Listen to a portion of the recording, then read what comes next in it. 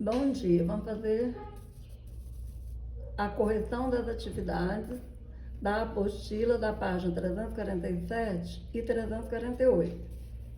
Primeiro, a sequência de números 7, 14, 42, 21 e 30, 15, 5 e 10 são inversamente proporcionais.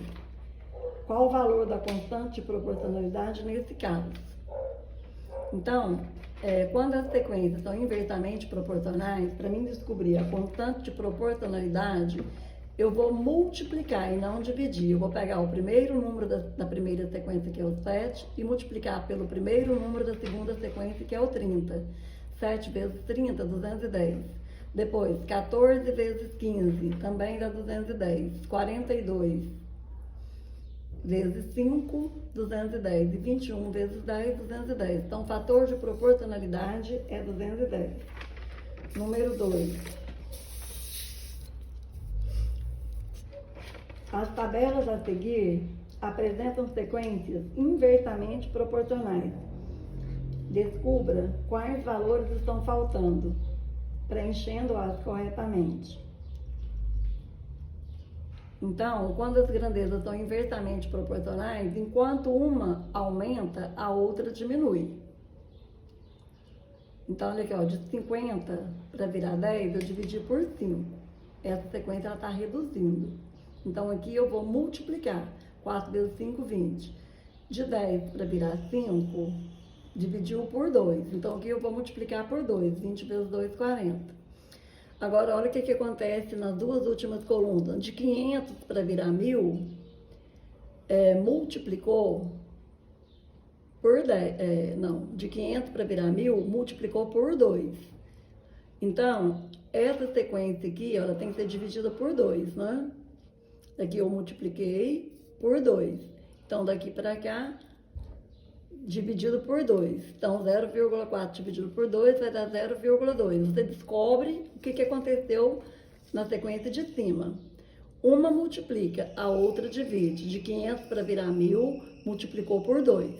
Então, essa aqui eu vou dividir por 2. O mesmo aconteceu aqui, olha, de 10 para virar 5, dividiu por 2. Aqui eu multiplico por 2. A outra. De 0,9 para virar 4,5, multiplicou por 5. Então, aqui eu vou dividir por 5. Olha, 9 dividido, multiplicou por 5. Então, 1,8 multiplicado por 5 vai dar 9. Aqui, de 4,5 para virar 18, multiplicou por 4. Então, aqui eu vou dividir por 4. 1,8 dividido por 4 dá 0,45. De 18 para virar 90, daqui para cá, multiplicou, né? De 18 para virar 90, não, tem que descobrir o 90, né? Então, daqui para cá, dividiu por 5. Então, aqui tem que ser multiplicado por 5. 18 vezes 5 dá o 90. Tá a continha aqui, ó, que eu fiz aqui. O número 3. Um veículo que se desloca a 100 km por hora leva 2 horas para percorrer determinada distância. Se esse automóvel se deslocar com velocidade de 50 km por hora, qual será o tempo gasto para percorrer a mesma distância? A distância é a mesma. Se a velocidade é de 100 km por hora, ele gasta 2 horas. Se reduz a velocidade pela metade, de 100 para 50, o tempo vai ser dobrado. Então, se ele gastava 2 horas, vai gastar 4. Olha, em 2 horas ele percorre 100 km.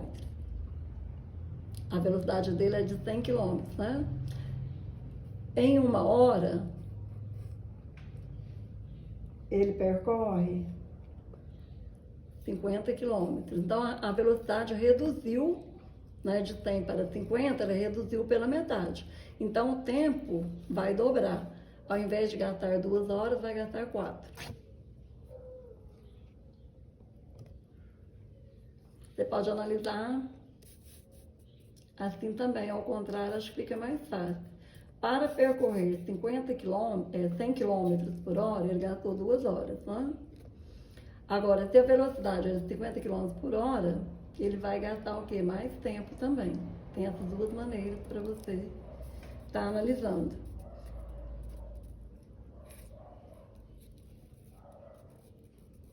O número 3, qual será o tempo gasto para percorrer a mesma distância? Então, o tempo gasto é 4 horas. E a constante de proporcionalidade, né? 2 vezes 100, 200. 200 dividido por 5 vai dar as 4 horas aqui. O número 4.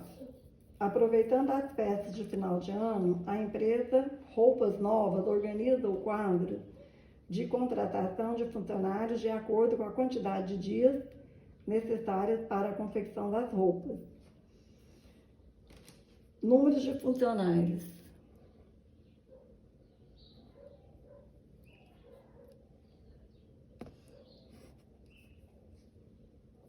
Olha, o número de funcionários, eu não fiz a tabela, né?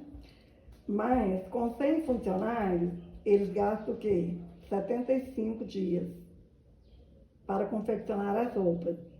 Com 300 funcionários, olha, aumentando as pessoas para trabalhar, vai reduzir os dias, né? As roupas serão feitas em menos dias. Se aumentar os funcionários para 375, vai gastar apenas 20 dias para confeccionar as peças. Na letra A, as grandezas, os números de funcionários e dias para confeccionar as roupas são direto ou inversamente proporcionais. Então, são inversamente proporcionais, porque aumentando o número de funcionários, reduz o número de dias. Então, são inversamente proporcionais. A letra B pede a constante de proporcionalidade. Então, basta dividir, né? Basta multiplicar as grandezas.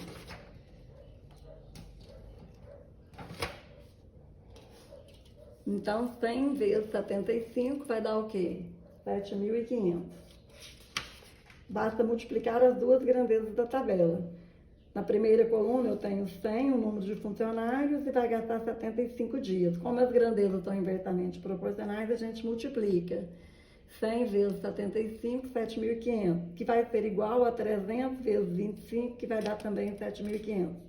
E 375 vezes 20 também vai dar os 7.500. Então, esse 7.500 é o fator de proporcionalidade, é a constante. Na letra C, caso a empresa tenha apenas 15 dias para confeccionar as roupas, quantos funcionários deverão compor o quadro de trabalho? Basta pegar o fator de proporcionalidade, né? 7.500 e dividir por 15. Então, a empresa vai precisar de 500 funcionários.